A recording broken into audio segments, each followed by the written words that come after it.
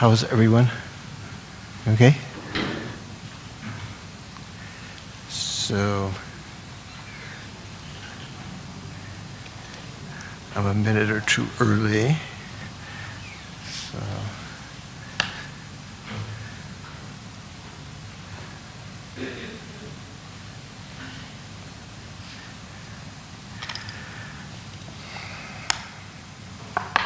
So let's begin with a little meditation, and to try to both calm our mind and set a good motivation. So if you can sit up erectly, as straight as you can. Relax your body. It's relatively easy, although maybe sometimes it might seem difficult. And relax the mind. And as an initial part of that, it's just to remind yourself, you don't have to think about anything else right now.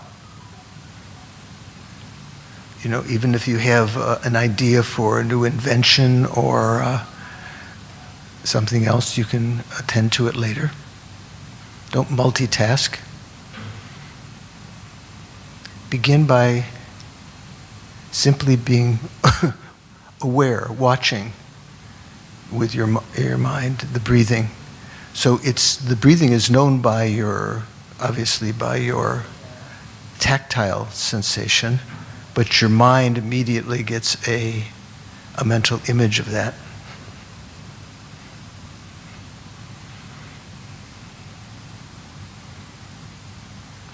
And the way that you're watching your breathing is to add a factor of wisdom in there to recognize when you're breathing in and when you're breathing out. So not just simply watching the breathing that's changing from inhalation to exhalation, but actually being aware when you're breathing in and out, the difference between the two. And those endpoints, when it changes direction, try to keep your awareness there also. Because the breathing is seemingly non-existent then, it's very subtle, just changing. You may be tempted to jump off into other thoughts at that time, but see if you can watch the moment when it actually changes direction.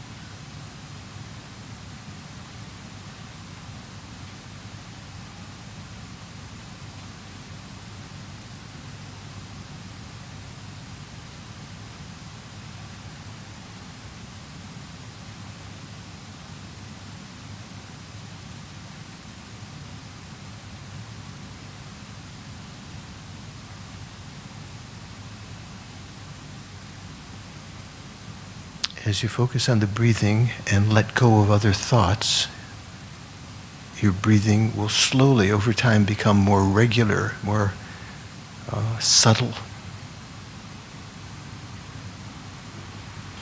And as it's becoming more subtle, the object that you're watching becomes more subtle. So you have to use more concentration, eliminating other levels of interfering thoughts, improving your concentration, and calming your breathing even more, becoming more subtle.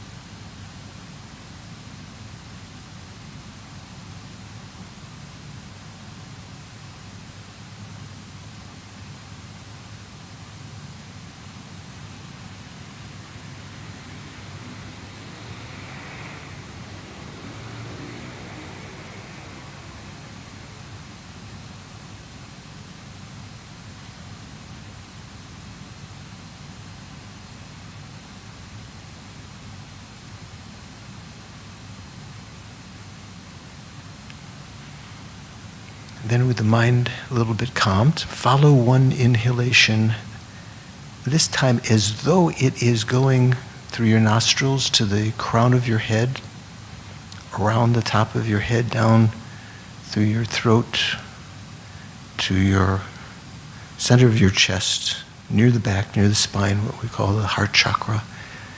Leave your attention there. Let go of watching the breathing. And just watch the mind and its contents.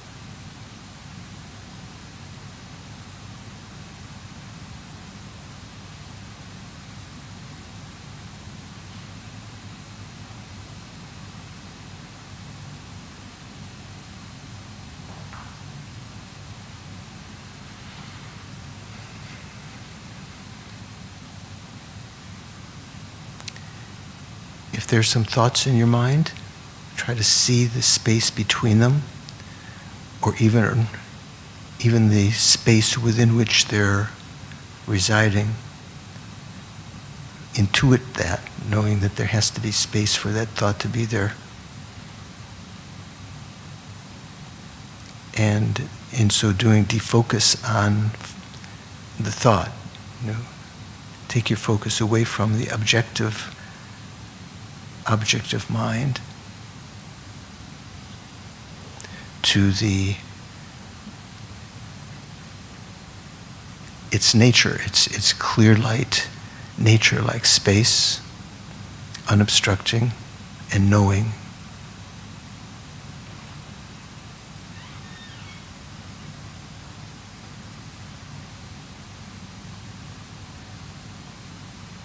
So here before, when we were watching the breathing, we were using a wisdom component to remember whether we were breathing out, or to observe whether we were breathing in or out.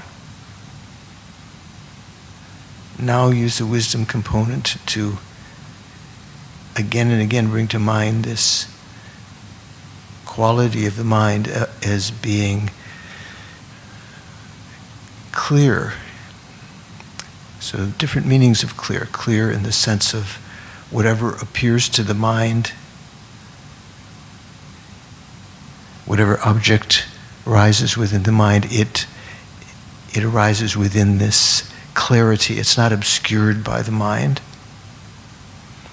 Also, the mind is clear in the sense of being unobstructing, immaterial.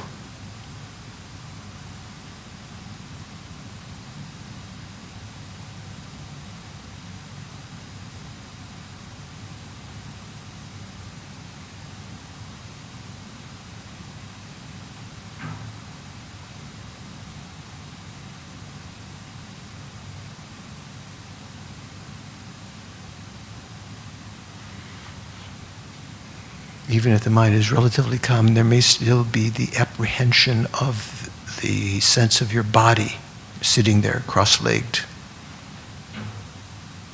seemingly irrefutable.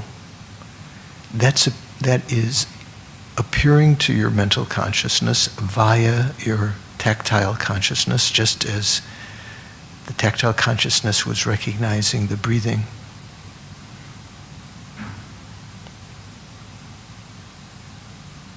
So you can let go, remind yourself that this appearance of the body is just that, an appearance within the mind, and refocus on the subjective mind that is knowing that presence of the body.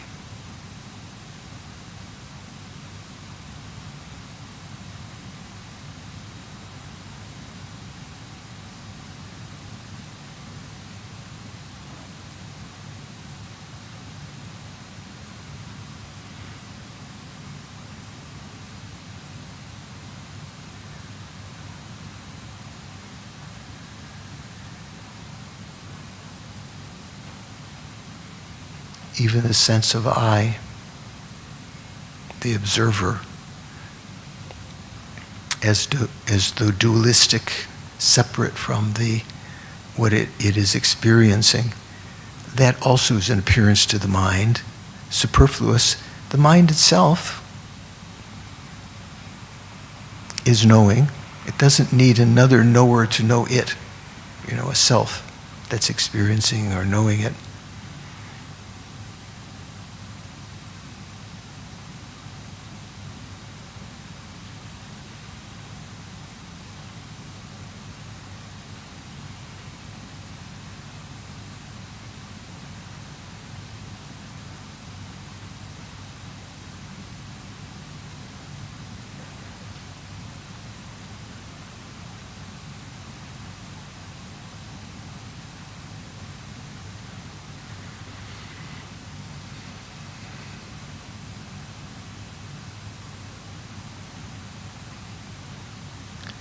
And recall that even the various practitioners of the Buddhist path, the hearers, the solitary realizers, the bodhisattvas, striving for their various goals, all enter the path due to some motivation. So we're going to try to motivate, remember why we're entering into this exercise of listening to the teaching tonight, participating, thinking, meditating. Not simply to satisfy some curiosity, although that will function to do that. Not simply to find some information for this life alone, to be known as learned or clever, but to heal ourselves. The Buddhist teachings like medicine.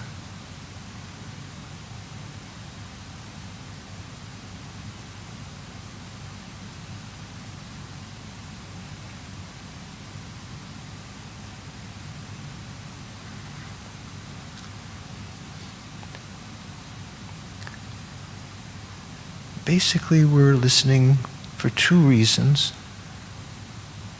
One is to develop the wisdom and methods to escape from cyclic existence, to really heal ourselves, to become like an arhat, completely calm, chilled out.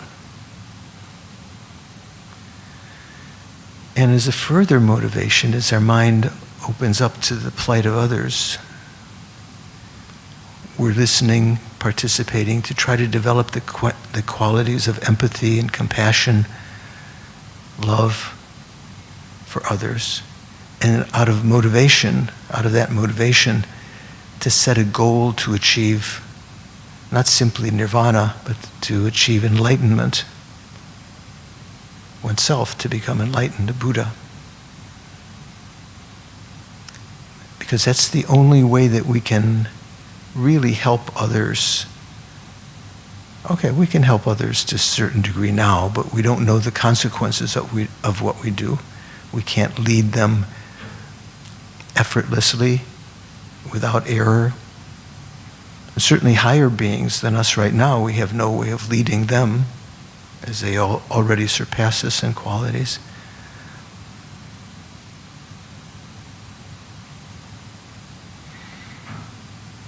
I think I'm going to participate this evening to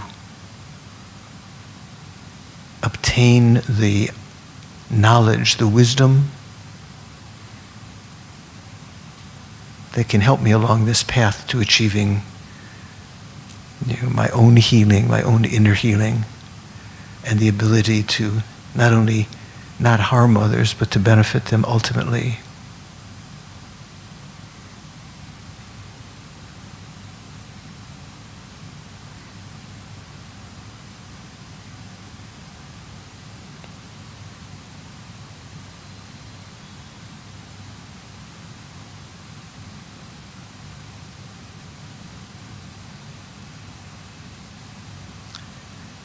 And then relax.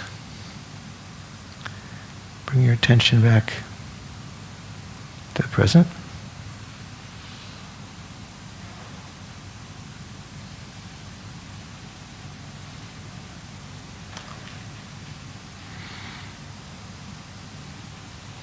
How are you doing? How was your meditation? Whoever came in after, there's many more people than when we started meditation. You were much more quiet than usual. I don't think it was because I was meditating better. I don't think. They're more thoughtful, walking, and very, very quiet. So, let me begin. If you have any questions that are nagging you from before, we've been talking about the subject matter of the ways of knowing, lorig, that's how this text is called, the ways of knowing. Although the word rik, when we say lo-rik, generally in other texts it's spelled slightly differently, and it just talks about knowing, awareness and knowing. But this particular author chose to spell it a little bit differently, so it's kind of like an enumeration of the ways, the types of knowing. Okay. Any questions from last time? You must have, yeah. Nice, loud.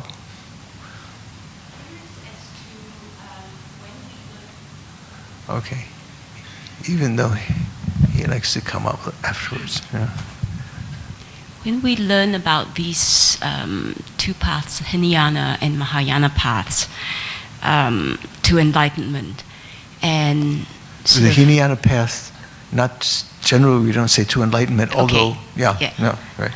When we learn about these stages of the path, and then we go back to the 9 to 5 rat race. To the what? To the rat race. Oh, the 9 to 5 rat race, right. And then being in a human body, how does knowing this path help us to aspire to it?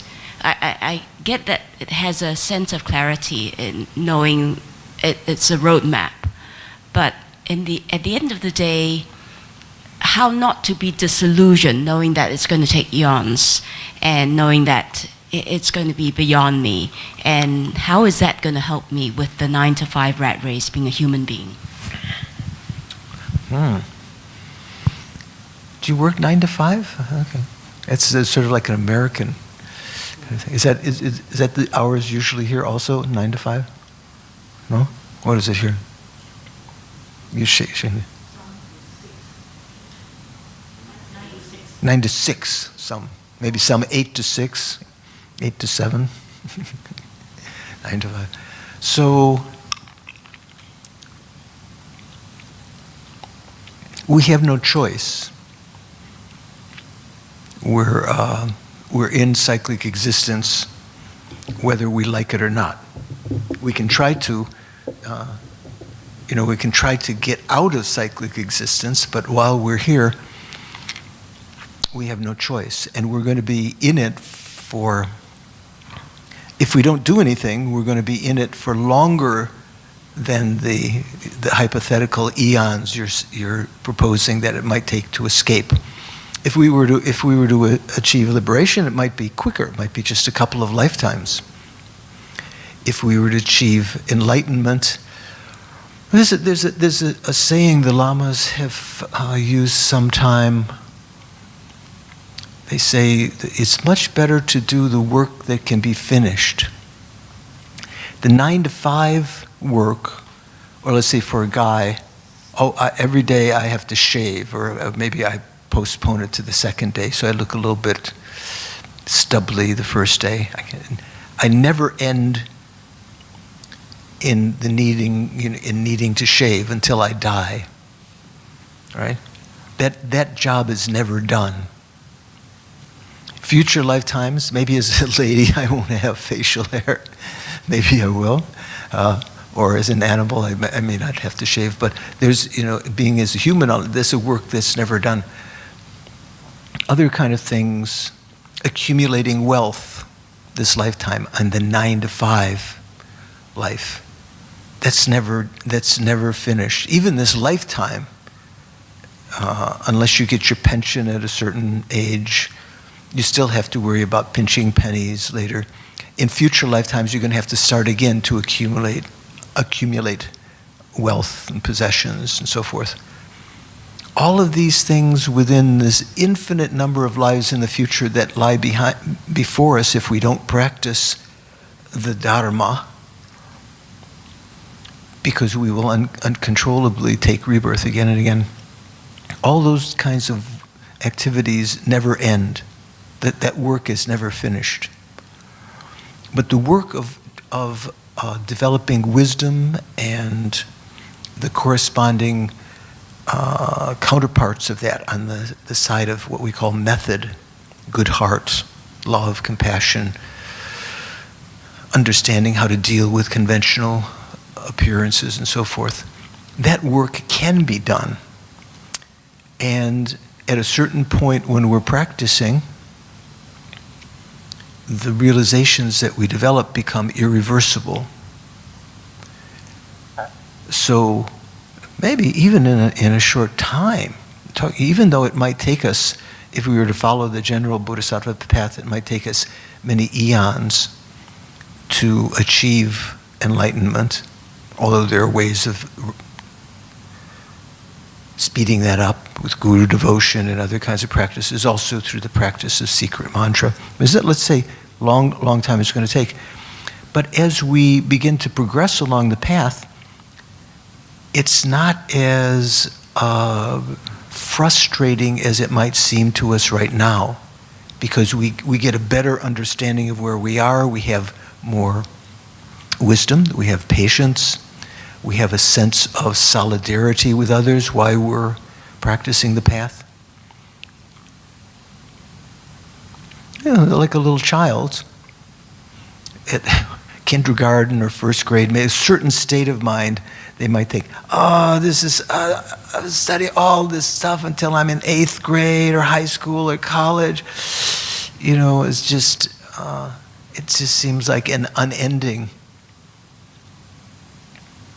But as you get to the first grade, second grade, you learn more, you have more understanding, and that which you have yet to learn becomes easier.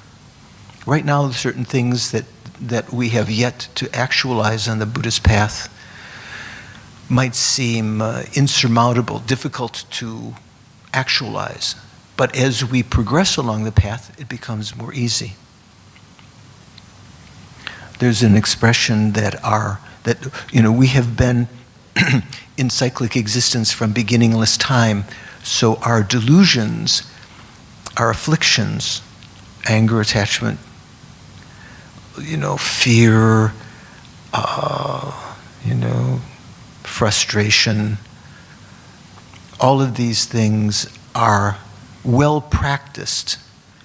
And if right now we can't expect immediately to overcome them. Immediately, we have to. It's like if you have in school we used to have this kind of paper that you would, big pieces of paper, a little bit thick, that you would draw on, and then you would roll it up, bring home to mom or the store or something.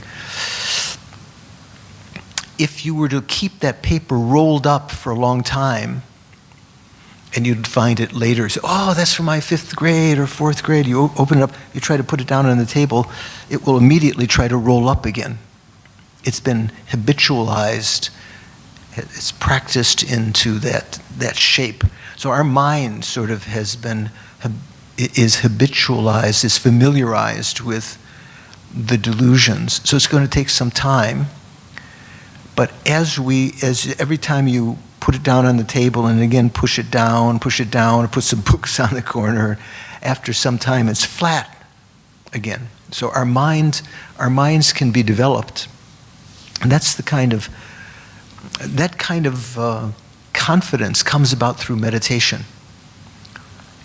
Well, we might get some intellectual confidence from hearing the philosophical teachings, but we try to put them in the reason that we are practicing these teachings is to put them into practice, to utilize them, to at a certain point they might seem abstract and just philosophical, but there's always a way of utilizing them in our own practice. So the way to deal with the 9 to 5 is to try to integrate the Dharma into our life. One of the verses I mentioned earlier, from a very famous 8 verses of training the mind teaching. One of the verses is something like this: I will be vigilant of my mind stream throughout all actions, whatever I do. That means during the day, during the 9 to 5, not just during meditation or when you're not confronted with, just when you might think that the only time you're practicing is when you're sitting in your little meditation room, or when you come to the temple, or you make offerings or something. But vigilant of my mind stream throughout all actions, whenever afflictions arise, watching my mind stream. So turning our attention inward, like we were doing now, watching our mind. And in the interaction with others, during the 9 to 5, there will be some affliction. Sometimes pride, sometimes low self-esteem, sometimes a little bit irritation, anger. When delusions arise, endangering myself and others, because our afflictions, when they arise, they endanger ourself because we create negative karma, and we also endanger ourselves because we can burn up the virtuous karma that we've created. Vigilant in my mind stream throughout all actions. When delusions arise, endangering myself and others, I will confront and avert them without delay. What that means is our real Dharma practice, the way that we can integrate it into, beginning to integrate it into our 9 to 5 life, is to watch our mind. You might think that will make you less, your productivity in the office, you might get lesser. Instead of 97%, whoever is watching you, they're saying, oh no, his mind is somewhere else. Her mind is somewhere else. She's only 78% efficient now.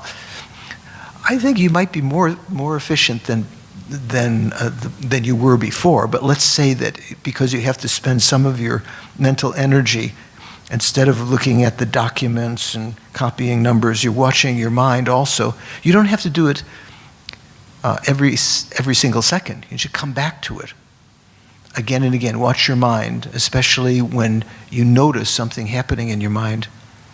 And when it does, to recall the defects of the afflictions Because it takes some time to have confidence in that. And usually attachment is the most difficult affliction to feel, to understand the defects of, right? Anger, maybe even for some people, anger is difficult to see the defects of. They think it's good, got rid of that steam or that pressure that is building up inside. But attachment may be more difficult. It seems to be your friend. Over time, as you practice the Dharma, you start to see these afflictions as enemies. And you can sense that's dangerous, you're going to try to get rid of it. You apply antidotes. At first, temporal antidotes. Did we talk about this before? Temporal versus ultimate antidotes to the delusions? Do you know what I mean by that? An antidote, like say if you've ingested some poison, if you've been bitten by some creature, like we saw, I was at the aquarium yesterday and saw all these poisonous, different kinds of things among the others, less poisonous. If you're bitten or stung by something, you want to take the antidote to that. Is that terminology usually used? You can say remedy. If you think of a fever or something else, you want to take the remedy for that. So there are different kinds of remedies or antidotes to the delusions. They're the antidotes that we can apply now that are generally specific to a particular affliction. There's certain antidotes to attachment, certain antidotes to temporal antidotes to anger, temporal antidotes to pride and jealousy and low self-esteem, depression and so forth. And then there are antidotes that are more universal, that could cover all of them, such as meditating on emptiness, on selflessness. It gets rid of fear, and then even in the Vajrayana, meditating on with a blissful mind that realizes emptiness, having practiced in certain ways. So I think that's the first step. So then the 9 to 5 doesn't seem like something different than your Dharma practice. It's a time to practice the Dharma also. And again, the other factor of your question was, this sense of frustration, this 3 countless great eons it might take me. But as you're just like putting it in perspective, from the Bodhisattva point of view, once you start to develop these qualities, it doesn't seem so daunting, so distant, because your mind is more calm, you're not irritated by the other things, and you're motivated out of a sense of companionship, empathy, compassion for other sentient beings. Okay? I may not have answered your question in the way that would satisfy you, but that's just what comes to my mind right now. Okay. So we've been talking about these, what are called the ways of knowing. Do you remember the list? Do you remember what the ways of knowing are? Can someone, without looking, tell me what the way? How many ways of knowing are enumerated here generally? 6? 8? What do we say? Oh, no one wants to. Did you receive a message, a text, how to get the text that we're talking about? Oh, come on. Someone would say yes or no. You did? Yeah. Did you get the text? Did you? How much did it cost? $3 or something like that? Do you know what I'm talking about? Everyone is looking blankly at me. Did you download the text? You? Oh, you got it. So what did you print it out? Pardon? Oh, that's just the handout? That's just like one sheet? No, but the whole text, the compendium of ways of knowing. You don't have. Did anyone download it? One person? Two people? Okay. Anyway, I think Yen said that she was sending out some blasts to everyone. The text itself that we're using used to be published, is published by the Library of Tibetan Works and Archives in India. And I think to buy it, it costs, like $16 or $20 or more on Amazon. But if you look in the Amazon Kindle books, it's there for $3. You can download it to your iPad or your Kindle White or Paperwhite or whatever, and you can have it in perpetuum, and you can look at it and up to, I think they say, up to 6 different devices. You can have it on your laptop, on your phone, on your tablet. Anyway, okay. So mainly we're talking about 7 ways of knowing, and we've begun to talk about a couple of them. Let me put this closer because it's...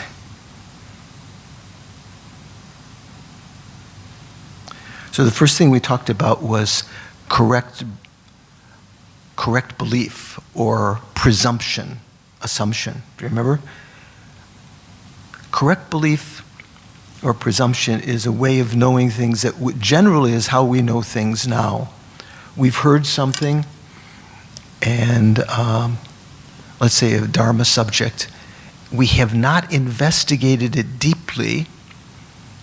We may have investigated it partially, but we have not come to a logical understanding of it that's unambiguous and precise. We presume something to be true, like, for instance, the existence of past and future lives, and so forth. Okay, we talked about that earlier. Then we talked about inattentive perception, second one. Do you remember inattentive perception? It's technically said to be a consciousness to which some object clearly appears, but is not, the object is not ascertained. What that means is, say for instance, if I'm watching, I don't know, what do you like to watch in Singapore? You're not big soccer fans, football fans? Say an American was watching American football guy, and his wife or girlfriend tells him, dinner's ready. But his eye consciousness is watching the game, and he's completely involved in the game. His mental consciousness is paying attention to the game, right? Some words appeared, some sound appeared to his ear consciousness, and the ear consciousness, like the surveillance cameras in a building, it took that information in, but the mental consciousness was not paying sufficient attention to it, or any attention to it. Probably a little attention, was not enough to have to be able to remember what was said. What about on the street? Sometimes during accidents, the police come and ask you whether you saw the license plate or anything about the car that might have hit someone. You know what I'm talking about? Sometimes people can't remember because they weren't paying attention to that, right? They might have seen the car, the license plate, but they weren't paying sufficient attention to remember the numbers. their mind was caught up in something else, maybe the horror or the terror of the situation and so forth. So we talked a little bit about inattentive perception, and I'm going to be coming back to these later, but I wanted to try to get through some of the others of the ways of knowing. There's some details about that. The next one in this text is called subsequent cognition. What this means is, from the Sautrantika point of view, when we talk about this logical system that was put up by Dharmakirti and Dignaga, according to those systems, and those texts were talking about the subject of pramana, this Indian word pramana, which can mean valid or prime or main. They took a consciousness to be valid, to be, the most important. One of the attributes of that consciousness would be that it was fresh. Like say, for instance, we have a train of visual consciousness for a certain number of thought instants. And then the sense becomes dormant for a few moments, and then it may be that you think you're watching completely continuously, but there may be trains of visual consciousness. The first instant of that, like the engine of a train, it's interesting we say train of consciousness, the first instant is fresh, and it's as though by its force, it's pulling the subsequent moments, the subsequent cognition, the subsequent moments that are still knowing the object, realizing, let's say, the visual object, those subsequent moments. So those subsequent moments are not considered to be pramana in this system, although in the highest philosophical system, they are considered to be pramana, that is valid and important, and just as important as the first moment. But according to this philosophical system, one of the systems of the Hinayana, it was called the Sautrantika, it's only the first moment that is pramana, and the second, third, fourth, fifth, whatever number there are in that train of perception, let's say, or of other kinds of minds, those subsequent ones are not fresh. They do know their object, if the first moment knew its object, but they are not considered to be valid or prime. They are called subsequent cognitions. Okay? So I'll read here what it says a little bit. Did we mention last time? We began to talk about subsequent cognition last time? Yeah, okay. So subsequent cognition is defined as an invalid awareness. That means it's not pramana, it's not prime. By invalid, it doesn't mean, don't get the idea that it's not worthwhile. It does realize its object, but it's not valid in the sense of being fresh, like the first instant of the perception that has some driving force to be able to pull all the rest of the instants, okay? What it says, so subsequent cognition is defined as an invalid awareness which apprehends or realizes that which has already been apprehended or realized. So,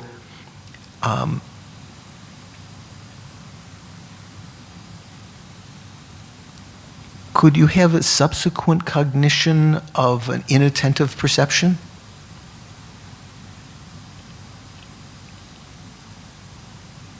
Why not? Why not? You're sure? You're sure? Why not? Pardon? Because the inattentive perception is said to be a consciousness to which an object appears but is not ascertained. You didn't pay sufficient attention, so you didn't realize that object. So we can't use this terminology of subsequent cognition. The second, third moment of an inattentive perception is not called a subsequent cognition because the first moment didn't realize the object. Okay? What was the first way of knowing we talked about here in this text is a little hard to navigate through. It's just a photocopy from the library. What was the first one? Presumption, or correct assumption, right?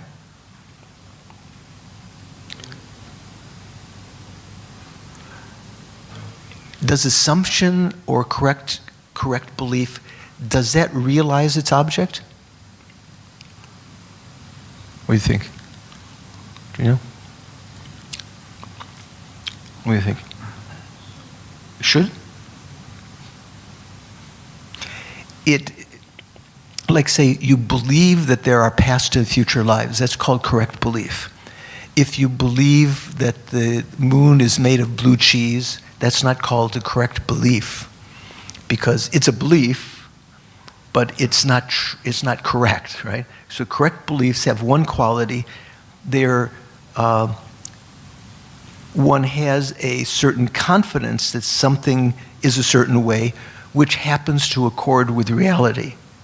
Like say, for instance, you believe that that past and future lives exist, that karma has efficacy, your actions will have effects and so forth.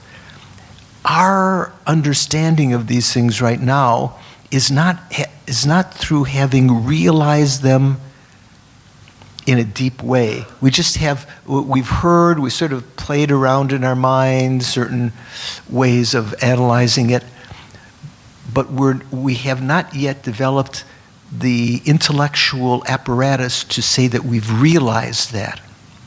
We haven't realized it. It's just a belief. And most of our knowledge is like that now. We mentioned before. That's why our belief, as a Buddhist or as a Catholic or as a Muslim or whatever, are shaky. They're not stable because we haven't realized what we believe in. So the second moment of a correct belief, would that be a subsequent cognition? No, because subsequent cognitions are defined as the succeeding moments, second, third, fourth moments of understandings that have realized their object. The first moment is realized an object, like say a sense perception. You see a color and shape. The succeeding moments of that, where you see the shape and color, the very first moment you've realized that shape and color. It is not only realized, it is a pramana, it is a valid cognizer, that first instant. The subsequent instance realized the object also, but because it had been realized by the first moment, freshly, these subsequent moments are called subsequent cognitions. They're no longer prime cognitions according to the Sautrantika school. For Prasangika, highest philosophical school, that doesn't matter. They say the word pramana was misapplied by the Sautrantikas and these great logicians to mean fresh. That the real meaning of pramana is that that kind of consciousness realizes its main object, not a fresh object. So even subsequent cognitions, according to the highest philosophical schools, are still, they do realize their object, and they're also called valid or pramana. Okay? There are three types of subsequent cognitions.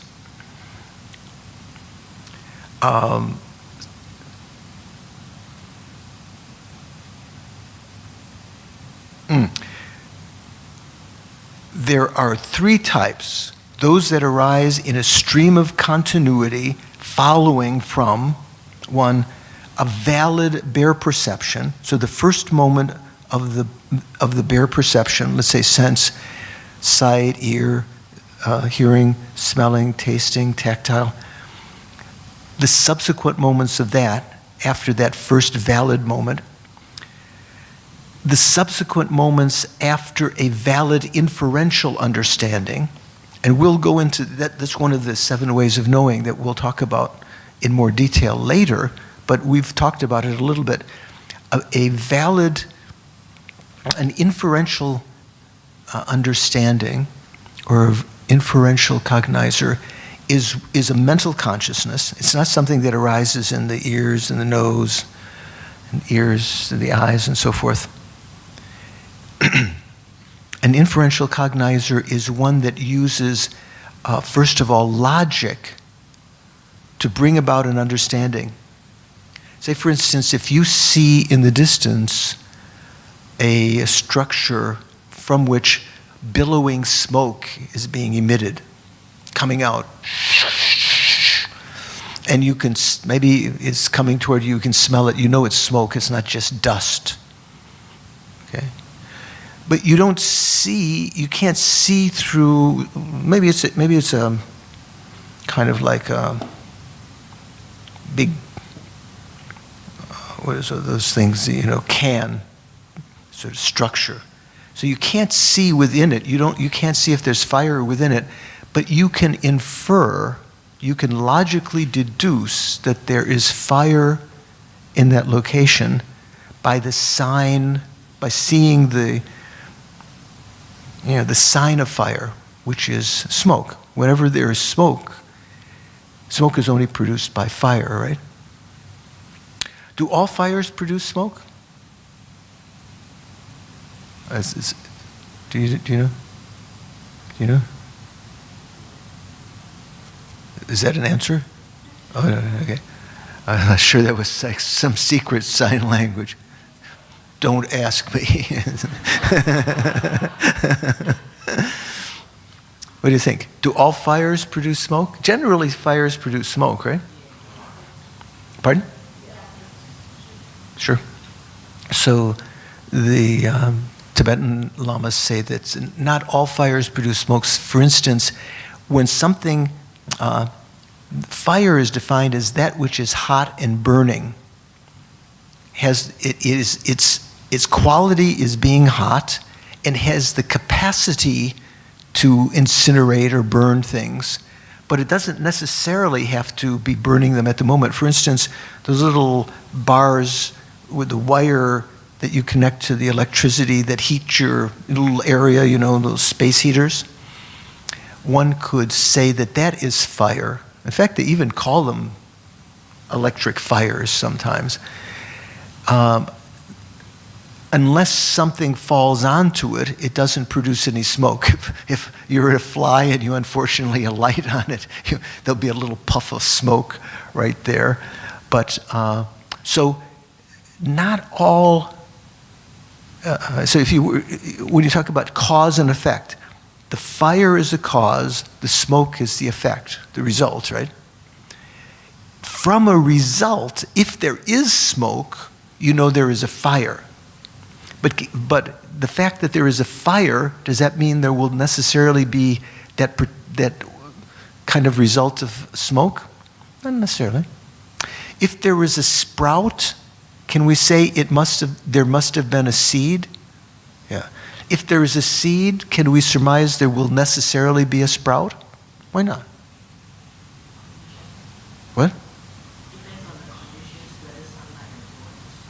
Whether there's sunlight, whether there's moisture, or whether a crow or some bird comes and eats that seed. Sometimes when you plant seeds, you have to. I noticed in the botanic garden the other day, someone took me over for a walk through the botanic garden, and I noticed they had a scarecrow. Do you call it that here? Do you know what that is?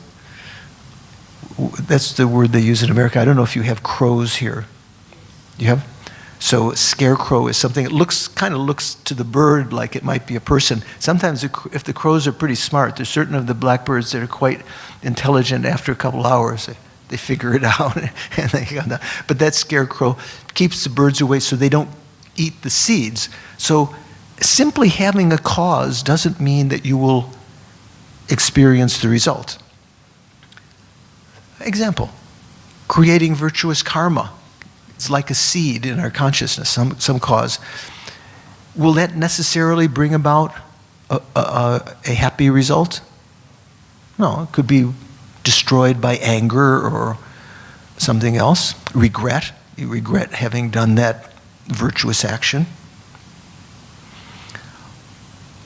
Also, negative actions. You might feel really guilty about having done some created negative actions this life, and maybe you can surmise you did them in previous lives. So those are like karmic seeds on our consciousness. Those are causes. They don't necessarily have effects. But when you have an effect, there's no way that that effect can arise without having been preceded by its cause. So when there is smoke, there is fire, If it's billowing smoke, so it's continuing, you can say the fire is existing now. Okay. So an inferential cognizer is a way of knowing things in which your mental consciousness has used logic to deduce something. Not only by means of cause and effect, by other kinds of reasonings also. But that's one of the main, very important kind of reasoning. So some traditions do not accept the existence of that kind of knowledge as being valid. They said the only thing you can count on is your senses. Don't we have something like that in our modern world? What do they say? Some expression. You could. I only trust what I see with my own eyes, or something like that. Different expressions. You're trying to. You're using some kind of verbal stuff to confuse me. I have to see it. I have to experience it before I will believe that it actually exists. So. But from a Buddhist perspective, we can know validly the first instant of that we know something through logic. Oh, there's got to be fire there. That first instant is called an inferential cognizer. The second, third, fourth instance after that, it's a mental understanding, right? Those are called subsequent cognitions. They don't have supposedly according to this tenet system, they don't have the force of the first instant. They are within the category of subsequent cognition of inferential cognizers, but they're not called inferential cognizers because only the first instant that's fresh is called an inferential cognizer. And then there are those subsequent cognitions that are neither of the two. There's always a lot of categories like this, but mainly these two. We'll see why. But I'll read a little bit. Both permanent and impermanent phenomena may be known validly. How do we know impermanent phenomena? Through what's the main vehicle that we know them? Through bare perception. Through the eyes, ears, nose, taste, touch. Also, you can know phenomena through the mental bare perception, but you know them through bare perception. Remember, according to this school of thought, impermanent phenomena are said to be real. In fact, they're even called ultimate truths. Generally, in the higher philosophical schools, the changing conventional things that we see are not called ultimate truths. They're called conventional truths. But according to this system, it's just reversed. These things, impermanent things, are called ultimate truths. And the philosophical things that we can know, such as the existence of selflessness of persons and so forth, these are phenomena that are permanent, and they're called conventional truths because you can only talk about them with conventionalities. Exactly the opposite of what is understood by the higher philosophical schools. Are you with me? I'm not sure. Back there. Okay. So, both permanent and impermanent phenomena may be known validly. Impermanent phenomena are known through permanent phenomena are known through inferential understanding. We use logic and inference to understand emptiness and say, for instance, space, what's called uncompounded space. You might think that you see space, but this is not, and this has a name. This is what's called intermediate space. Kind of like you can maybe during the day, the sky changes color, becomes dark blue, light blue, or so forth. You might think that you see space, that it has a color. That's only intermediate space. This what we can perceive. If I can perceive between my eye and that pillar where the beautiful banner is, I can think, oh, I see the space there. Are you actually seeing the space?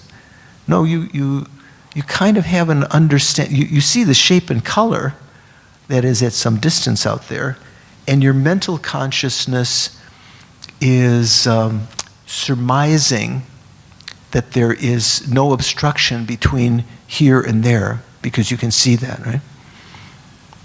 Yesterday at the aquarium, I was looking at these, the tanks of the fish, and trying to see if I could see the water. Water was pretty clear. They must filter it pretty well. I mean, most of them. Some of them, there's a little bit dust particles or something in it, or food particles falling down. But when the water is very clear, it's difficult to say that you see the water. If you're on a dock or on land and looking, you can see the surface of the water. You can say you can see the water. But when you're within it trying to see, you don't see it so clearly because it is transparent, right? I gave an example when we talk about the looking at our mind, which has that kind of same transparency, clarity, spaciousness, that our thoughts are we can think of them as fish within the aquarium of our mind. Okay? Some of you are taking notes back there, but I don't know if are you doing crossword puzzle or are you taking notes? You're taking notes, okay, good.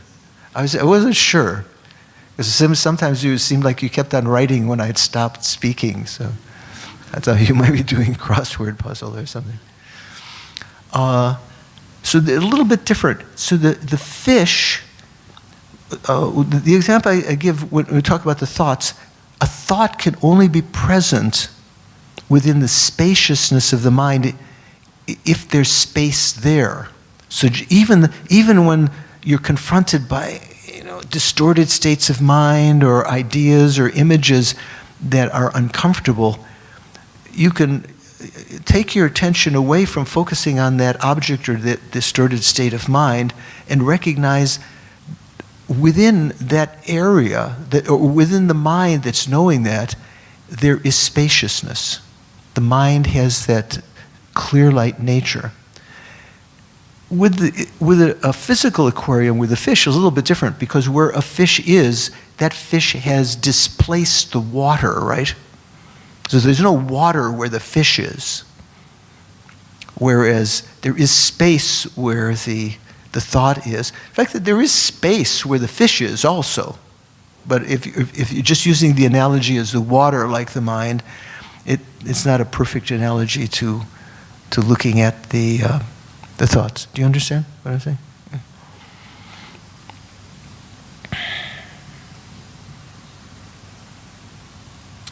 Oops.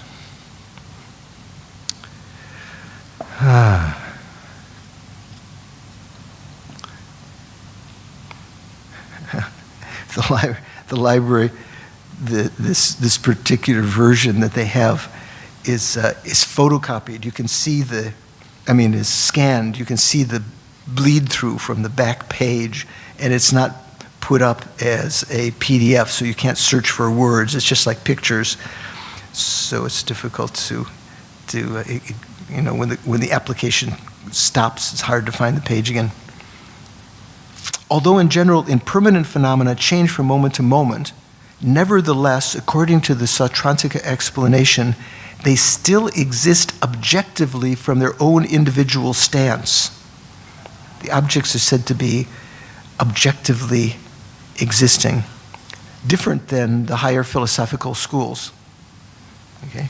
Thus, once you have apprehended or realized a vase, for instance, correctly, you can subsequently do it again. The subsequent moments are realizing the same objective vase according to this system. So they're called subsequent cognitions. Your perception of the vase may last several moments and thus can be said to have an unbroken stream of continuity. Initially, you see it with bare perception as a fresh, non-fraudulent awareness of it. Non-fraudulent here has a very particular meaning. It means it's not mistaken with respect to the main object. Apprehending the vase correctly and decisively, this is a valid way of knowing it, that first moment. As this vase changes moment by moment, moment to moment, so does your cognition of it. You may continue to apprehend it correctly, but normally only the first instant of your doing so is valid. This is because only this initial cognition is a fresh awareness. Okay, so more details about that, but let's go on to the next method, the next way of knowing, or you might say not knowing. So what was the first one we talked about? Presumption, good. Then inattentive perception, and then this last one, subsequent cognition, 3 of this list of 7. Next one here is called wrong consciousness or distorted cognition. So what does that mean? Is that a way of knowing? How can, if something is distorted, how can it be said to know? Well, anything that uses your consciousness, the function. Remember, the defining characteristic of any kind of consciousness is an entity, an impermanent entity, which is clear and knowing. So it knows something, but it can know things incorrectly. You might balk at that. You might say, that's not knowing. You don't know anything. But it is knowing, but it is what's called distorted cognition or wrong cognition, wrong consciousness. Distorted cognition is defined as a way of knowing, it is knowing, that takes its own object incorrectly.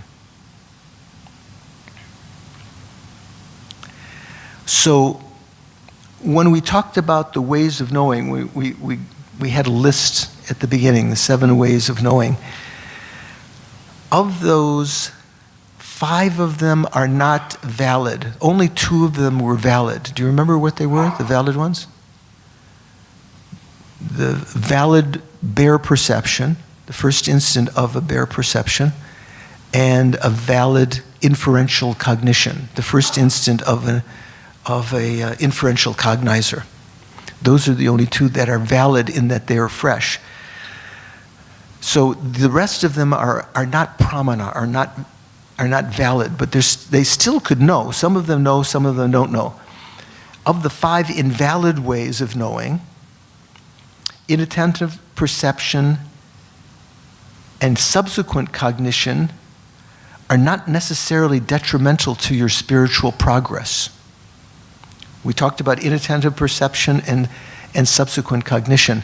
In fact, subsequent cognition, second, third, fourth moments of a perception can actually benefit you. Say, for instance, if you're realizing emptiness, the subsequent moments of that realization benefit you greatly. And inattentive perception is not going to harm you. It's not going to harm you. The inattentive perception may lead, inattentive perception and subsequent cognition are not necessarily detrimental to your spiritual progress. The former, I guess that means inattentive perception, may lead to a correct and valid cognition, even though you're not aware of it right now. You may turn your attention to that later. And the subsequent cognition may follow a valid way of knowing. For instance, the last moment of your conceptual understanding of selflessness, the last moment of that before you have a bare yogic perception of it, is inattentive. You could read the words and you don't want to think about it. It sounds too complicated. So what does this mean? You've used inferential cognition, to logically prove that the self that's appearing to your consciousness, that you've believed since beginningless time, and you've believed all this life, this particular self. You've believed other selves in other lives when you had different sets of different body, different mind, and so forth. But you've had this kind of apprehension of a self all the time. Even little bugs have a sense of self. If you try to put your finger just to touch them, they'll try to get away. There's a sense identity. We can realize that this self, this Atma, that seems to be appearing to our consciousness as permanent and enduring, sort of existing really there, that it doesn't exist the way that it appears. That's what's, when we recognize that, when we have an inferential understanding of that through logic, that's the first instant of that is an inferential cognition. The subsequent moments of that, as you've realized that, are called subsequent cognition. And the final moment before you actually say, if to the individual who is going to develop from that inferential understanding a direct perception of selflessness. Let's say they've already developed deep concentration and the ability to analyze within that concentration, like the fish that can swim within the water without causing ripples on the surface, right? The ability to, within that calm abiding, or we call shamatha, to be able to analyze, which is called penetrative insight, higher insight, or vipassana. If the person is utilizing that state of mind, they've used a logical proof that this self that's appearing to the mind does not exist the way that it appears. The first moment of that inference was a valid way of knowing. The subsequent moments still realize that, but the last moment before it becomes a mental direct perception of that, the last moment of that inference, because it's sort of like the caboose. Is that a word you know what a caboose is? Maybe that's an American word. The engine is the first car, and the other cars. What's the last car called in the train? Do you have a name for that? Do you ever go? There's a train that goes from here to Malaysia, right? I've taken that sometime in previous times to go to KL and other places. The first car is called the engine.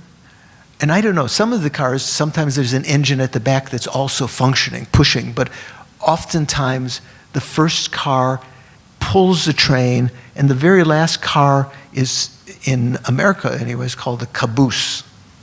I don't know where that comes from. Anyway, take my word for it, okay? So the caboose, being the last one, has, and there's nothing following it. It doesn't have to pull something else. So that last moment of a bare perception or of an inferential understanding, that last moment is inattentive. It's just one thought instant, and the mind does not perceive it. You know, it's as though you heard something and your mind was concentrating on something else. So this is giving a very esoteric explanation here. For instance, the last moment of your conceptual understanding of selflessness, before you have bare yogic perception of it, is inattentive. Yet, that leads directly to this beneficial state of mind that realizes selflessness directly. So the whole point of saying this was that that inattentive perceptions are not harmful. They can actually lead in the subsequent moment to something incredibly beneficial. Your subsequent yogic perception of identityness or selflessness, the subsequent moments after the first moment, although invalid since they're not fresh, nevertheless realize their object. They lead you to full acquaintance with what is true, with this true way in which all things exist. By developing such familiarity with this correct apprehension in meditation, you'll be able, when becoming a Buddha, to have valid, bare perception of it at all times. There are certain kinds of inattentive perceptions. Most people have inattentive perceptions. There's some exceptions. Say, for instance, when you become an Arya being, and you have a yogic direct perception of something, that consciousness is so strong and clear that none of the moments of that consciousness, of that yogic direct perception in an Arya being, none of them are inattentive. You know the object, you know every single moment. All of them are attended to. All of them can be recalled. And in the mind stream of a Buddha, every single instant, there's nothing that goes sort of like that is inattentive, that the Buddha doesn't perceive freshly. He knows, according to this tenet, he knows every instant freshly. Okay? So unlike these ones that we talked about, inattentive perception and subsequent cognition, distorted cognition is extremely detrimental to your development. Nevertheless, it can have a last instance. If proper opponents or antidotes or remedies are applied, all such cognitions can be destroyed. So all wrong understandings that we have now, selfish thoughts, ways of thinking that develop our attachment or our low self-esteem or our self-pity and so forth, all of those distorted ways of thinking can be eliminated. Like in answer to, I can't remember, is your name Mabel? Mabel, right? Yeah. Mabel was asking, how do we deal with the 9 to 5? So right now, when we apply temporal antidotes to our delusions, we can suppress them. And by watching our mind throughout the day, and we have to get familiar with the antidotes. We have to read the teachings, hear the teachings, ask other practitioners, how do you deal with various states of mind? We can suppress them so that they don't arise, but to really eliminate them, we need to use the general antidote of emptiness, realizing selflessness and emptiness and so forth. So generally, distorted cognitions, you're knowing something, but you're knowing something incorrectly. For instance, you may, a distorted cognition might be a mental a mental state of mind. It would be in a conceptual state of mind, not a direct perception, a mental conceptual state of mind that believes incorrectly that certain things that we see in the world are permanent, that rock in the bay or, is permanent, or someone is sinful and they will definitely go to hell. They will never leave hell. Something like that, holding some kind of perception like that. Thinking that some people are just bad from the core and they'll never change. That would be like a distorted cognition. When subdivided, there are both conceptual and non-conceptual distorted cognitions. So conceptual means these kinds of thoughts that we have that are wrong, we hold to them, such as, there's no future lives. From a Buddhist perspective, we say this is wrong, a distorted conception, to believe that there are no past and future lives. That's an example of a distorted or wrong conception, okay? You might say that's not wrong, because you might believe that. But the Buddha would say your belief is a distorted conception. Then there are distorted perceptions, which we could say non-conceptual, both with the mental consciousness or the sense consciousness. The definition of a non-conceptual or perceptual distorted cognition is an awareness that is deceived with respect to the object it takes, which nevertheless appears clearly to it. So the classic example of a distorted conception is grasping to a self of persons. Example of a perceptual distorted cognition is one in which, let's say, a snow mountain, which is actually white, appears to you to be blue. This is an example that comes a lot in the prominent literature, talking about a blue snow mountain. Is a snow mountain blue? Actually, color is white, right? In what cases does it, to what kind of consciousness, let's say an eye consciousness, that it appears blue? Has that ever happened to you? That a snow mountain appeared blue? It did? What was the reason?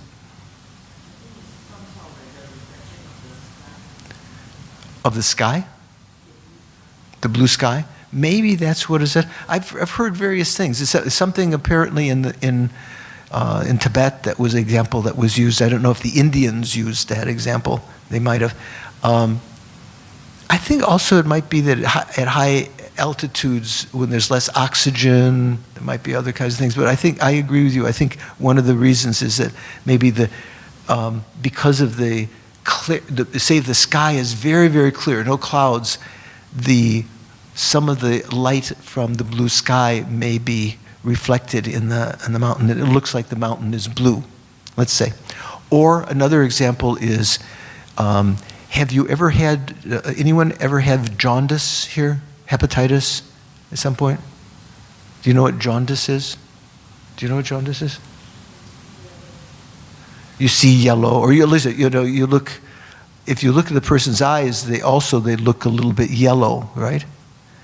Even sometimes the skin looks yellow, but in extreme cases, because of that bile in the bloodstream, an abundance of that, when you're looking outside, if you're looking just at a white piece of wall or plaster or something, it appears to be slightly yellow. That would also be a distorted perception,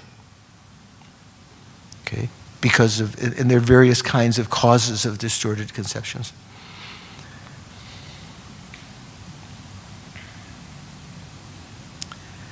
So there's a difference between being distorted, it's a terminology here, a distorted conception and something just being deceived.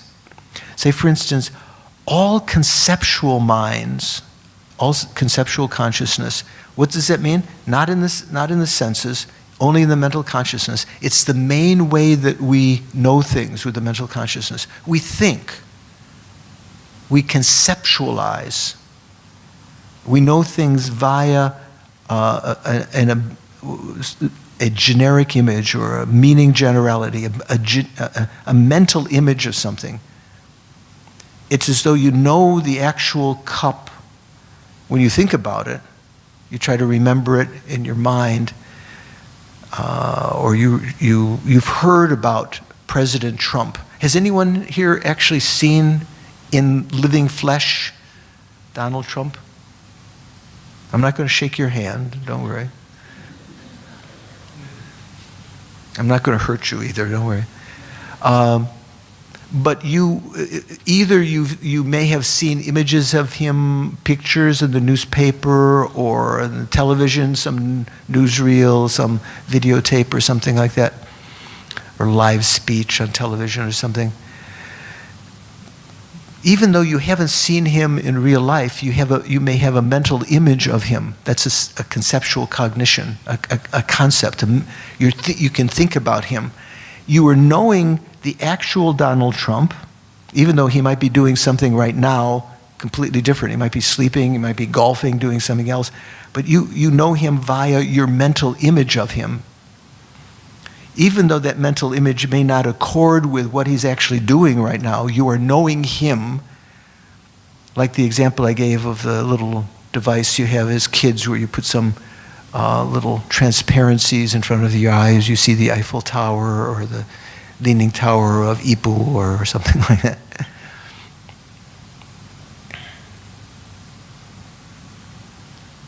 So these conceptual minds are all are called deceptive because to that mind it appears that the mental image is the object. You're not actually looking at the mental image. You're looking through the mental image, so to speak, like the transparency. But it seems like that is the actual object. So all conceptual minds are said to be deceived because they're deceived with respect to their appearing object. What's appearing to the conceptual mind, is a mental image. Actual Donald Trump or actual Eiffel Tower or whatever you're thinking about, or your actual mom, if you're thinking about your mom, is not appearing to your consciousness directly. The main appearing object, and I say that directly because still philosophically you say that your mother or the Eiffel Tower or Donald Trump is appearing, but that's not the main appearing object. The main appearing object is this mental image. So conceptual minds are said to be deceived because they are deceived with respect to their appearing object. All types of conceptual cognition are deceptive in that a mental image is confused with an actual object. The mental image, this something within your mind by which you're knowing something, is confused with the actual object. But even though they're deceived, they are not all mental conceptual minds are distorted. That is wrong. You can still know things correctly with conceptual mind. For instance, inferential cognition. Not only does it know something correctly, it can know something very profound and important correctly. Do you have other non-distorted conceptual minds? Oh yeah, most of the things that we know that are correct.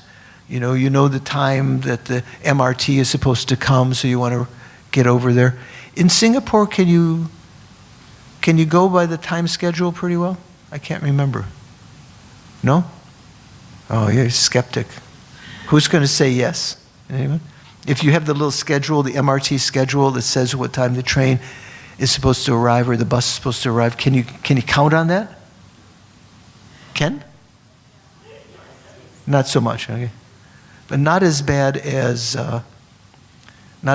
Italy or India, I think. India sometimes, says it's going to be there at 9 o'clock, and it's a day later it arrives or something like that. So not very good at all. Or also in Italy, some places you can. Switzerland, you look at the thing and it says the train that you just entered into is going to leave at 9:01.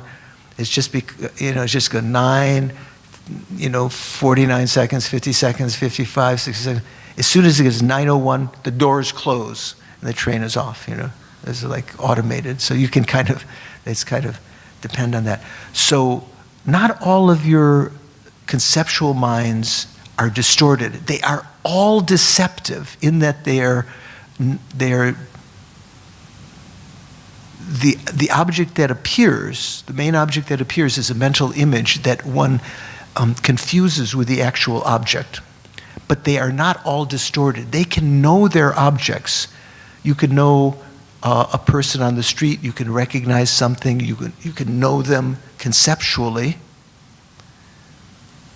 correctly, in a non-distorted way. The appearing object to such a cognition is a mental image. What this mental image is known as its conceptualized about object.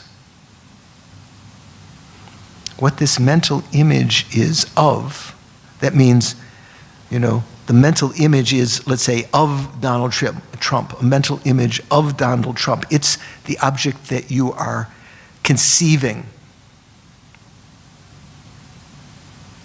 In the case of a non-distorted conceptual cognition, such as one of Tibet, I think the Lama who was teaching this was obviously Tibetan.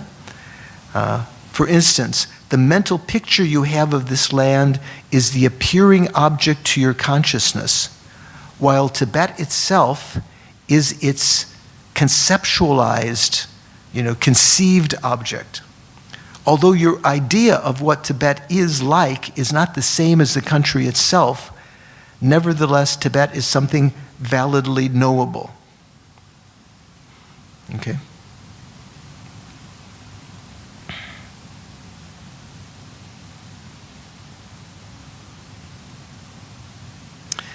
So we talked about at one point doubt. It could be called indecisive wavering. We'll talk about that in particular a little bit later. There's said to be 3 kinds of doubt. A doubt which is, doubt, all the 3 types of doubt all have the same characteristic of not being sure. Maybe it's this way, maybe it's that way. Not completely sure, but there are 3 varieties. The one that doesn't have any preference, maybe the person exists, the soul, maybe it doesn't. Don't ask me, I don't know. Completely indecisive, this kind of middle. Then there's one that might be thinking, maybe the soul exists, maybe it doesn't, but it probably exists. That's considered to be a distorted cognition. Okay? Even though it's, when we talk about these 7 ways of knowing, they can overlap with one another. So that particular kind of mind is not only a doubting consciousness, which is one of the 7 ways of knowing, but it is also a distorted cognition. What about the one that is equally balanced? Maybe the soul exists, maybe it doesn't, I don't know.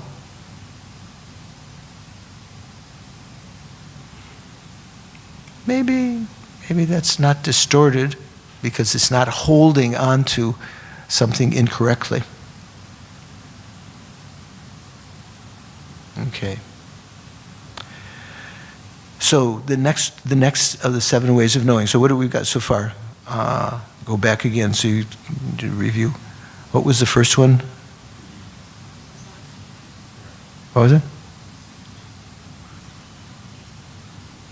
Correct belief, right? Correct belief, presumption or assumption. Then there was inattentive perception, subsequent cognition, and what was this just last one now? Distorted cognition. That's the fourth one. Now we're going to talk about doubt. Indecisive wavering is how this text puts it. Indecisive wavering. Just call it doubt. Makes it more, sounds more sophisticated. Say indecisive wavering. So it's okay. It has a meaning. You know, it's good to. You can use all of these words. Sometimes they may resonate with you more because it's indecisive. It hasn't come to a conclusion, and it's wavering between them.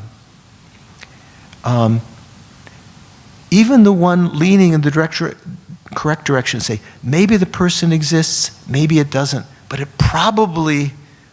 maybe it exists. But it's still a maybe in your mind. You haven't reached a conclusion. When you've made a conclusion, let's say, maybe the self does not exist, leading to the right conclusion, because the self, the soul does not exist. Maybe it does not exist. What would happen when you came to a conclusion? You were no longer wavering, but you concluded the soul did not exist. What would that be called? That's assumption, the first one, the first of the 7 ways of knowing. So indecisive wavering or doubt may start out, well, it may be preceded by a wrong understanding, a distorted cognition. Completely convinced that the soul or the self, use that as an example, the soul does exist. Yeah, come on. No doubt about it. That would be considered a distorted cognition. Later, when something is introduced to you, some ways of thinking about it, you may develop a doubt because it's been proposed to you that this soul, the Buddha said, doesn't exist the way that it appears. You try to look at it in meditation. So you might initially have, because of been preceded by a distorted cognition that believed the soul did exist, you might first have the doubt or indecisive wavering leaning in the direction of the distorted cognition, which itself is now a doubt, but is also overlaps with distorted cognition, right? Then you have an equally based one, and later, if you follow the teachings for some time, you develop confidence in them, you may have a doubt leaning in the correct direction. Then the next stage after that would be a presumption. So of the 3 kinds of doubt, leaning in the wrong direction, equally balanced, leaning in the right direction, kind of preceded by distorted conception. And if you were to follow through that progression of overcoming your doubt, once you've become convinced of the correct conclusion, that would be called a correct belief. You haven't realized it yet. You haven't realized that there's no soul, but you believe it. And maybe that's where a lot of us are now in our understanding. We believe past and future lives. We believe in Buddha. We believe we may believe that certain lamas are, emanations of the Buddha and so forth and so on. Those are called correct beliefs. So indecisive wavering, or you could just say doubt. Indecisive wavering is a secondary mental factor. So it's a way of knowing, but it's here, in this text, it says that it's a mental factor, a cetana. Remember I said at the beginning, when you divide mind up in various ways, you could divide mind into primary consciousness and secondary consciousness. Remember? So primary mind is called citta, like bodhicitta. Secondary minds are called cetana. Like, for instance, anger, attachment, feeling, discrimination. All of these are examples of what are called mental factors or secondary consciousness, cetana. The bare consciousness, whether it be of the senses or of the mind, the citta, or the primary consciousness, knows the general perceptual field, just is aware of it. And the mental factors know the details. They're still part of the same consciousness, right? So doubt, this way of knowing, according to this text, is a mental factor. The other ones were more, the other ways of knowing were more general states of mind. So doubt, or indecisive wavering, is a secondary mental factor, a cetana, that wonders about two conclusions concerning its object. There are three varieties. That which is inclined toward the fact, that was the one, let's say, believing that there's no soul, but not believing, but in doubting, inclined to that conclusion. Then the first one, not inclined to the fact, to reality, believing that there is a soul, and that which is evenly balanced between the two. So examples of each in turn are ways of knowing in which you think, could sound be something that changes? What would that be? What kind of doubt is that? You're not certain. You're thinking, could sound be something that changes? What do you think? Is that a doubt leading in the wrong direction? Does sound change? So if you're thinking, maybe it changes, you're not absolutely sure, you haven't reached a correct conclusion, that would be a doubt inclined toward the fact or leaning in the right direction. Second, leaning in the wrong direction would be, could sound be permanent, static? That would be leaning in the wrong direction, And the equal one would be, could sound be either static or changing? Well, that sounds like you're thinking it's both. But the indecisive wavering would be one in which you're thinking, maybe it's permanent, maybe it isn't permanent. I don't know. It's beyond me. Okay?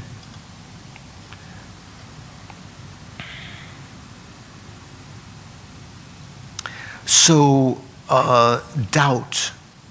There's some who say that that all doubt is a delusion, is an afflicted state of mind. There are others who differentiate between two kinds, one which is a delusion and one which is not. Doubt which is deluded doubt, and one which is non-deluded doubt. It is the later tradition, which believes that there are two kinds of doubt, that is commonly followed. Thus, a doubt inclining toward a correct conclusion is not considered a delusion, not considered an affliction, while those that are inclined toward an incorrect one, or evenly balanced, are said to be deluded doubt. So this is interesting. When we talked about these three categories, we said of the three categories, one of them was considered to be distorted. Remember? That was inclined toward the wrong conclusion. Here we're talking a little slightly different. See if you can catch this. You following? Paying attention? Trying? So here it's not talking about distorted or not, it's talking about whether they're afflicted, whether they are along with a delusion. So this one, not only the one leaning in the wrong direction is said to be a deluded doubt, but even the one evenly balanced is said to be afflicted. That is, it itself is along with a consciousness which is a delusion. Which delusion is it probably along with? Ignorance. Ignorance is one of the delusions. Do you know the 6 root delusions? We'll talk about them in the next course that starts next week. Do you know what the 6 root delusions are? You do. Okay, what are they? Good. Oh, yeah, good. You've got your own microphone there. Venerable, I try. Okay. Attachment, anger. What was it? Attachment, Anger, ignorance, pride, what was it? pride, jealousy. Jealousy. Okay. Okay. Can you help me? How many are there? 5? There's 6, right? One of these is wrong. Oh, I'm not okay. sure. What is he thinking of? Sometimes, because you've heard teachings in Tantra or about the skandhas or something, we often put jealousy as one of these root delusions. Jealousy is not one of the 6 root delusions. What's the one that should be there? Afflicted doubt. And what's the 6th one? Wrong views. Wrong right? views. So there's 5, before the wrong view, there's 5, right? And then the wrong view. Wrong view itself has 5 varieties. So there are 10 altogether. They said 10 afflicted and say, views and non-views that are delusions. So usually, the root delusions, if you start from the there's a good way to say it, but you could start from, one way to remember, maybe start from ignorance, which is sort of the basis for all of them. Attachment, the most pervasive. Anger, the most destructive. Pride is one of the root delusions, an inflated state of mind that perceives some of your qualities or your possessions or something, your own being is being superior, an inflated state of mind. Then afflicted doubt. So when we say afflicted doubt, that would exclude what? Doubts leaning in the right direction. Not all doubts are afflicted doubts. Even afflicted doubt is said to be beneficial. I remember one of our teachers, Geshe Nawandarge, used to say, doubt, and quoting Nagarjuna, it said in Nagarjuna's writings, doubt can be useful if you try to clarify it. If you have doubts right now and you think, I'm not a very good practitioner, George, because I have doubts whether reincarnation exists, whether enlightenment can be achieved. I have all these doubts. It's a natural progression going from wrong ideas to doubts to beliefs to actually making realizations. It's a natural progression. But what you have to do is you have to use your own mind to overcome those doubts. You have to study, meditate, and then those doubts will eventually be eradicated. Okay? So that was so what do we have now? We're going to go see if we leave imprint of the mind. The list we're having, you can say in many different orders. You don't have to say, but the order that they've been presented was, first was what? No, not the delusions, the ways of knowing.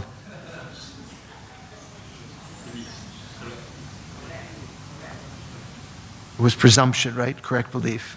Then inattentive perception. Then subsequent cognition. Distorted cognition. We're getting close to the 7. Now, inattentive wavering, indecisive wavering or doubt. It's a 5th. Okay. So what's the next one? In this text is called bare perception. Bare perception. So bare perception we've talked about all along. Bare perception is one of the ways that our sense consciousness know things. Is all of our sense consciousness would fall in that category of bare perception? Well, you might say yes, because there's the eye, ear, nose, tongue, and tactile senses don't have any conceptualization. They don't conceptualize. They don't think about things. Only the mental consciousness thinks. So are all of the senses, what they know, bare perception? Well, we have to see what the definition of bare perception is. See? The ways of knowing that take as their appearing objects objective entities and even the metaphysical entities like selflessness and so forth, their appearing object are respectively bare perceptions and conceptual cognitions. Right? Remember we said before, conceptual cognitions know these things that are permanent, and the bare perceptions know things that are impermanent. According to the Sautrantika explanation, that's this school that is the basis for this presentation of pramana and the low-rig and so forth. According to Sautrantika explanation, all validly knowable things are either objective or metaphysical. This is his way of saying they're either objects that are impermanent, or they're things that are known by conception. They're metaphysical. They're not actually present as real objects. They're known conceptually. The former objects are impermanent. They arise dependent on being products of causes and circumstances, conditions, and they have the ability to produce an effect. The metaphysical objects that are known by conception can be known by conception. Of course, conception can know impermanent things too, but it can know, the conceptual mind can know these metaphysical things that are permanent, such as selflessness, such as space, such as the lack of something. The absence in this room right now. Let me ask you, is there an elephant in this room? Did anyone have to look around to check? You could, no, I don't smell one. When I was in the aquarium yesterday with Sweekim, we were going through one of the, I didn't think it was a very good presentation, the Museum of the Junk. And we were going through this one place, and it just smelled like old rope and everything. Said, "Oh, this smells like the junk." So you would know if there was a junk. You know what a junk is? Is that an Asian word, or is that something taken on from the British? That kind of boats. Used to be used in the textbooks. So I'm not sure what. That was what I forgot today. I wanted to look up in the dictionary what the origin of that word is, because there's a word in English, junk, things you throw away. The junk collector, you throw away this stuff. This is just junk. But it doesn't seem. It seems like these boats were really big, the junks, so they weren't junk in that sense.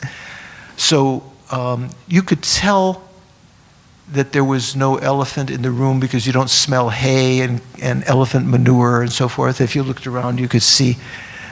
But do you actually see, is the non-existence of an elephant something you can see with your eye? It is. You actually see the non-existence, or you just don't see an elephant, and therefore you know conceptually the metaphysical non-existence of an elephant in this room. Oh, good. You're thinking. I can see your eyes. Yes. So you go around thinking, whoa, I thought, at first glance you might say, yeah, I see the non-existence of an elephant. But do you? Think about it. Yeah. You don't see an elephant, but that doesn't mean you see the non-existence of the elephant. The non-existence of the elephant is what's called a non-affirming negation. The elephant does not exist. Just like when we say there is no self, that's a non-affirming negation. There's no self of phenomena. So that's what's here. The terminology that's being used, metaphysical entity, it's a generally generally characterized phenomena. It's synonymous with permanent things. So it can't be perceived. Permanent things can't be perceived by your sense perceptions or bare perception. Not only sense perceptions, bare perception also exists in the mental consciousness. You can know things barely, nakedly, with your mental consciousness. Objective entities and permanent things exist objectively or substantially from their own individual stance. On the other hand, metaphysical entities, permanent things, do not exist objectively. They're not objects, such as the non-existence of an elephant. You can't see them with your eye. Yet they do exist in as much as they can be known by a conceptual cognition through a mental label.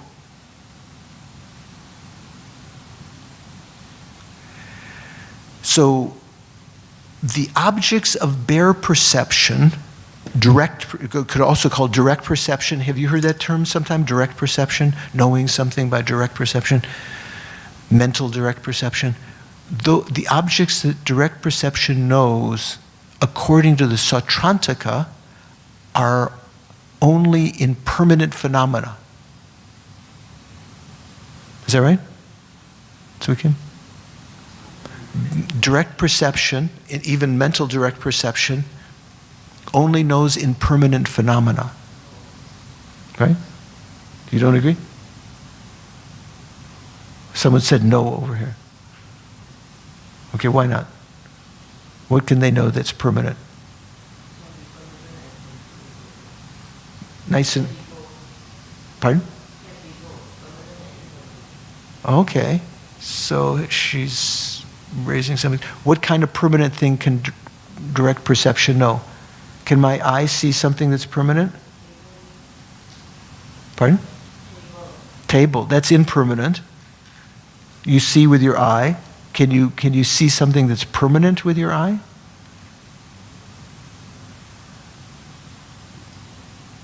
No. Although you might say this whole argument about space, you might think you're seeing space, but you're not seeing the metaphysical entity of space. In Indian language, I think it's called akasha.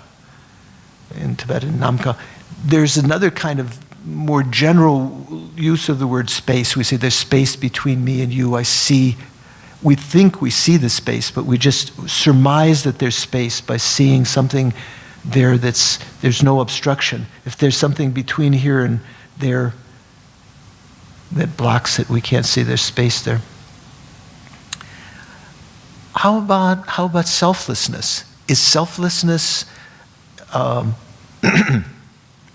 an objective entity, impermanent, or is selflessness a metaphysical entity that's permanent? So we can, huh? The second one, which is what? Metaphysical or permanent, right? So that means the mental direct perception cannot know selflessness directly?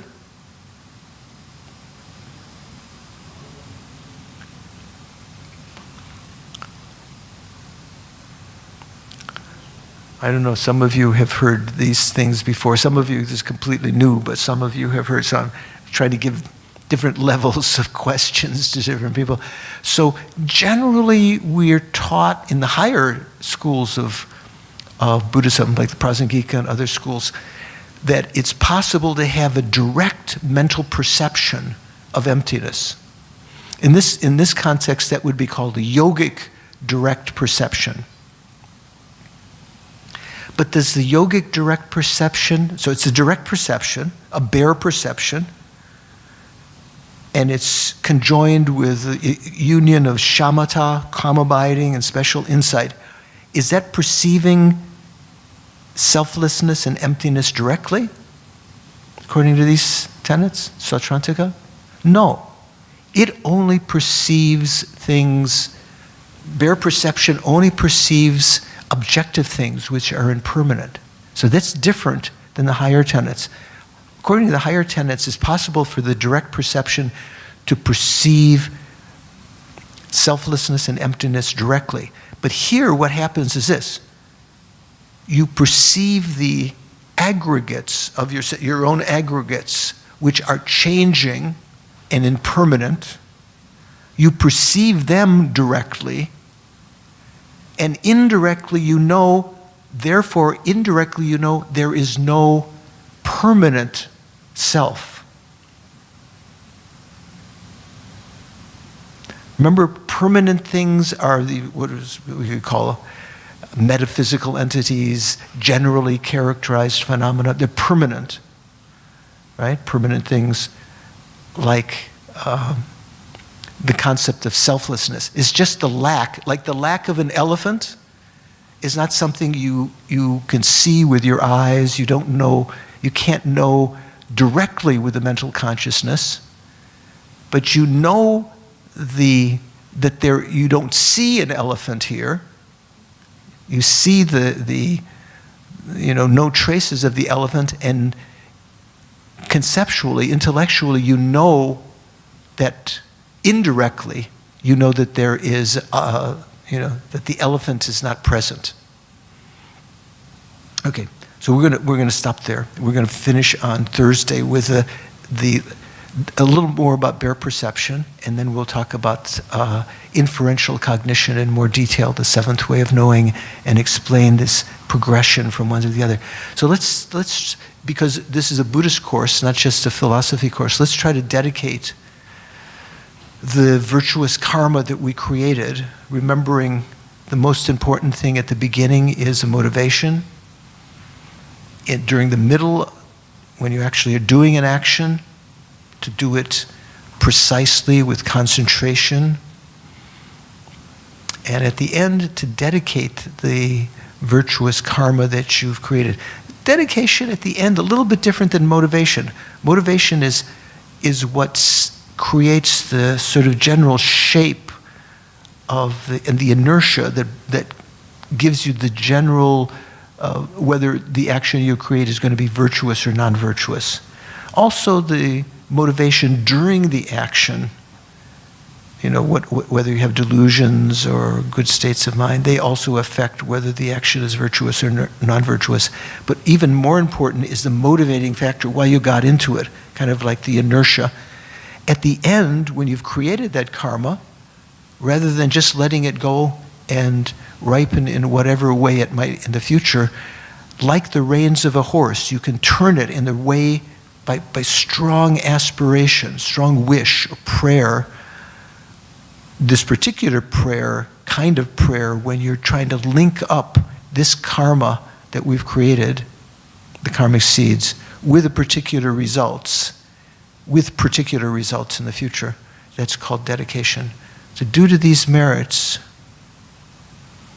may I continually, this life and future lives, always find conditions that are conducive to my spiritual practice. In whatever way this karma ripens, may it be the cause of my continued practice of renunciation, understanding of that, developing of that, bodhicitta, the right view of emptiness. Because of these merits, may I be inclined to practice the bodhisattva deeds. May I have the opportunity of encountering secret mantra, the Vajrayana teachings that allow one to achieve what otherwise in the bodhisattva path might take 3 countless eons, one could achieve even in one lifetime. Due to these merits, may they culminate in my practice, in my achievement of enlightenment, not just for myself alone, but that I might perfectly, out of compassion for everyone equally, spontaneously and effortlessly work without effort, no worry that you'll get tired. May I perfectly, spontaneously, effortlessly lead sentient beings out of samsara into ultimate enlightenment due to these merits.